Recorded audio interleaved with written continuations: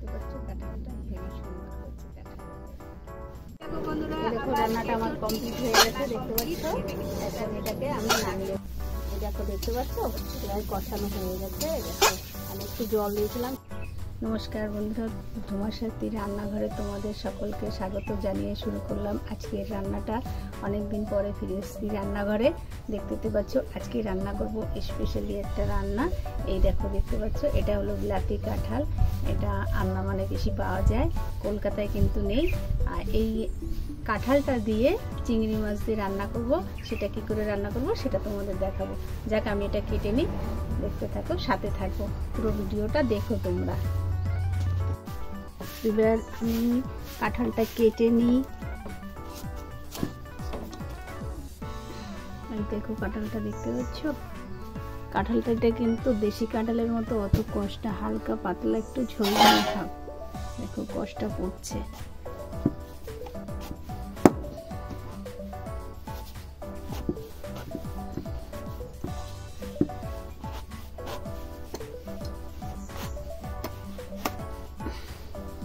এই দেখো দেখতে পাচ্ছ, এই দেখো বিলাতি কাঁঠাল। এটা এখন এঁচড় চিংড়ি হবে। এটা একটু কেটে নি, হ্যাঁ, টুকরো টুকরো করে, তারপরে তোমাদের বাকিটা দেখাচ্ছি। এই দেখো এই কাঁঠালের কিন্তু দেখতে পাচ্ছ তো, এই কাঁঠালের কিন্তু আঁটি নেই, ঠিক আছে, খালি একটু বুক আছে। এই বুকটা ফেলে দেবো, দিয়ে রান্না করব। এটা বিলাতি। এই দেখো কাঁঠালগুলো কাটা হয়ে গেছে, দেখতে পাচ্ছ। এই দেখো দেখো ছোট ছোট ডুম ডুম করে কেটে নিয়েছি। এখন এটাকে আমি রান্না করব চিংড়ি মাছ দিয়ে। এঁচড় চিংড়ি হবে আজকে। দেখতে থাকো, সাথে থাকো, কি করে রান্না করব সেটা তোমরা দেখবে, ঠিক আছে।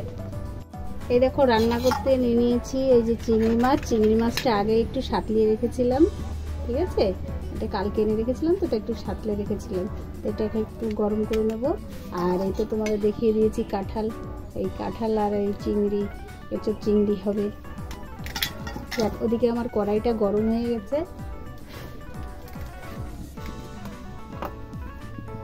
এখন দিয়ে দেবো খানিকটা তেল।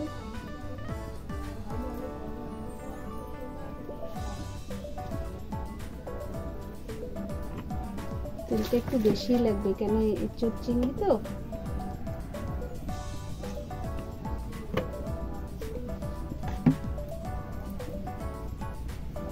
তেলটা গরম হয়ে গেছে, দেখো দেখতে পাচ্ছ। এখন দিয়ে দেবো চিংড়ি মাছ কটা, আর একটু একটু গরম করে নিই।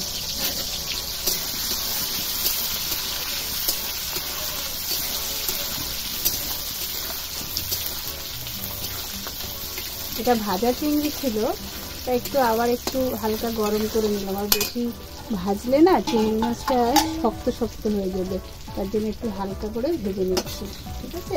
এটা হয়ে গেছে হালকা ভাজা, এখন এটাকে তুলে ফেলছি। তেলটা যা গরম হয়ে গেল, দিয়ে দিলাম খানিকটা গোটা জিরে, দিয়ে দিলাম তেজপাতা। এবার একটু ভালো করে এটা পুড়িয়ে। কাঠের রান্নাতে খেতে আলাদাই মজা। গ্যাসে তো আজকাল সবাই খায়, কিন্তু কাঠের যে রান্নার যে একটা খেয়ে তৃপ্তি, এত সুন্দর স্বাদ, এত সুন্দর মানে রান্নাটা হয়, সিদ্ধ খুব ভালো হয়। কাঠকে কেউ ভুলতে পারে? যতই গ্যাস হোক যাই হোক, কাঠের রান্নার নিচে সব রান্না। দেখতে থাকো, সাথে থাকো, আমি রান্না করছি কাঠে আজকে বসে বসে এঁচড় চিংড়ি, ঠিক আছে। যাক এদিকে জিরে আর তেজপাতাটা পুড়ে গেছে। এবার দেখো আমি কি দিই। এখন দিয়ে দেবো এতে আদা থেতো করে রেখেছিলাম, আমি আদাটা তো বাটিনি, সেটা এখন দিয়ে দিলাম। কারেন্ট চলে গেছে, আমি আর বাটতে পারিনি, কি করবো। যাক এটা ভাজা হয়ে গেছে, একটা সুন্দর কালার হয়ে গেছে, লাল কালার হয়ে গেছে, আর জায়গাটা খুব সুন্দর বেরিয়েছে গন্ধ।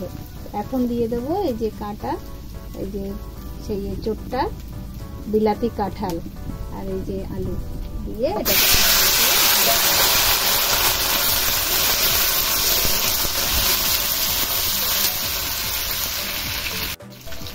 দিয়ে দিচ্ছি খানিকটা হলুদ পাউডার। একটু হলুদটা দিয়ে ভাজি, নয়তো কালারটা ভালো হবে না, তার জন্য একটু হলুদটা দিলে বেশ সুন্দর কালারটা আসবে দেখো।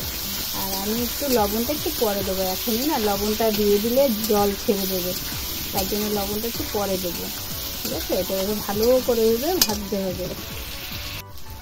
দেখেছো এই দেখো ভাজা হয়ে গেছে প্রায়, দেখতে পাচ্ছ লাল লাল করে ভাজা হয়ে গেছে। এখন বাকি মশলাগুলো এতে এক এক করে আমি দেবো। কেননা বন্ধুরা তোমরা এই বিলাতি কাঁঠাল আমি প্রথম শ্বশুরবাড়ি এসে এই আন্দামানে এসেই আমি খেয়েছি, আগে কোনোদিন খাইনি। আমি আগে বলতে কি মানে আমার বাপ ঠাকুরদাদাও মনে হয় কোনোদিন খাইনি, দেখেও নি, ডাউট এটা মনে হয় দেখেনি। তাই খেতে যে এত ভালো জানতাম না, দেশি কাঁঠালের থেকে খুব ভালো। তোমরা যদি কোনোদিন পাও খেয়ে দেখো। দিয়ে দিলাম হলুদের গুঁড়ো, তারপরে দিয়ে দিলাম এই যে জিরের গুঁড়ো, আর এখন দিয়ে দেব খানিকটা লঙ্কার গুঁড়ো। আমি পাউডার দিয়ে রান্না করছি। আর দিয়ে দেব খানিকটা স্বাদ অনুযায়ী নুন। আর এতে দিয়ে দেবো স্লাইট অল্প একটু জল। আর এটা খেতে যে এত সুন্দর, এই কাঁঠালগুলো, এই বিলাতি কাঁঠালগুলো একদম মোমের মতো হেভি লাগে খেতে। এই দেখো দেখতে পাচ্ছ প্রায় কষানো হয়ে গেছে। দেখো আমি একটু জল দিয়েছিলাম, সেই জলটাও টেনে গেছে কিন্তু, বুঝতে পারছো। এখন যে আমি চিংড়ি কটা দিয়ে ভেজে রেখেছি সেই চিংড়ি কটা এখন দিয়ে দেবো এতে। ঠিক আছে, তাহলে ওই মশলাটার সাথে ভালো করে একটা কষা হবে বেশ সুন্দর হবে। আর এই কাঁঠালগুলোকে জানো তো এত সুন্দর যে এই যতই তুমি রান্না করে সহজে গলবে না, একদম গোটা গোটা থাকবে, কিন্তু খাওয়ার সময় একদম লিচি, এত ভালো। দেখো আমার এটা হয়ে গেছে কষানো। এখন আমি এতে দিয়ে দেবো একটু মাপি মতো জল। কাঠের রান্না দেখতে পাচ্ছ কেমন আওয়াজ, কেমনই পাশের গ্রামের থেকে টের পাবে যে হ্যাঁ এখানে রান্না হচ্ছে কিছু। কিন্তু গ্যাসে রান্না হলে কিন্তু এত আওয়াজ আর এত ফটাফট ফোটা এগুলো কিন্তু হবে না। তো এতেই সেদ্ধ হয়ে যাবে, একদম মাখা মাখা করে, একদম গা মাখা ঝোল করবো। ফুটতে থাকুক, পরে ফিরে আসছি আবার। এই দেখো বন্ধুরা আমার তরকারির ঝোলটা প্রায় টেনে এসছে, আর অল্প একটু আছে গা মাখা দেখতে পাচ্ছ। আর এর মধ্যে এখন একটু দিয়ে দেবো অল্প একটু নামমাত্র চিনি। তোমরা যারা খাও না তারা দিও না, আমার ঘরে তো খায়, তার জন্য একটু চিনি দিয়ে দিলাম। আর আমি এতে কিন্তু পেঁয়াজ রসুন দিইনি। তোমরা কারা কারা পেঁয়াজ রসুন দিয়ে একটু চিংড়ি খাও কমেন্ট করে বলবে, আমরা তো খাই না। আর একটু দিয়ে দেবো ঘি, বুঝতে পারছো।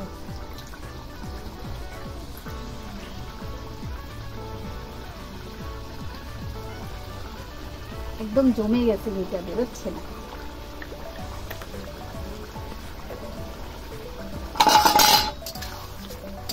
এইভাবে তোমরা বিলাতি কাঁঠাল রান্না করে খেয়েও খুব ভালো লাগবে। ঠিক আছে, ঝটপট করে আমার তরকারিটা কেমন তাড়াতাড়ি রান্না হয়ে গেল। এই দেখো দেখতে পাচ্ছ প্রায় কষানো হয়ে গেছে। দেখো আমি একটু জল দিয়েছিলাম, সেই জলটাও টেনে গেছে কিন্তু, বুঝতে পারছো। এখন যে আমি চিংড়ি কটা দিয়ে ভেজে রেখেছি সেই চিংড়ি কটা এখন দিয়ে দেবো এতে। ঠিক আছে, তাহলে ওই মশলাটার সাথে ভালো করে একটা কষা হবে, বেশ সুন্দর হবে। আর এই কাঁঠালগুলোকে জানো তো এত সুন্দর যে এই যতই তুমি রান্না করে সহজে গলবে না, একদম গোটা গোটা থাকবে, কিন্তু খাওয়ার সময় একদম লিচি, এত ভালো। দেখো আমার এটা হয়ে গেছে কষানো। এখন আমি এতে দিয়ে দেবো একটু মাপি মতো জল। কাঠের রান্না দেখতে পাচ্ছ কেমন আওয়াজ, কেমনই পাশের গ্রামের থেকে টের পাবে যে হ্যাঁ এখানে রান্না হচ্ছে কিছু। কিন্তু গ্যাসে রান্না হলে কিন্তু এত আওয়াজ আর এত ফটাফট ফোটা এগুলো কিন্তু হবে না। তো এতেই সেদ্ধ হয়ে যাবে, একদম মাখা মাখা করে, একদম গা মাখা ঝোল করবো। এটা ফুটতে থাকুক, পরে ফিরে আসছি আবার। এই দেখো বন্ধুরা আমার তরকারির ঝোলটা প্রায় টেনে এসছে, আর অল্প একটু আছে গা মাখা দেখতে পাচ্ছ। আর এর মধ্যে এখন একটু দিয়ে দেবো অল্প একটু নামমাত্র চিনি। তোমরা যারা খাও না তারা দিও না, আমার ঘরে তো খায়, তার জন্য একটু চিনি দিয়ে দিলাম।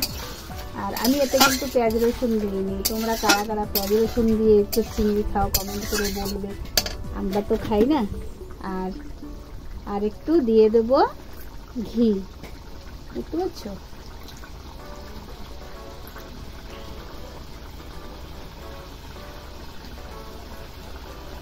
একদম জমে গেছে, ঘিটা বেরোচ্ছে না।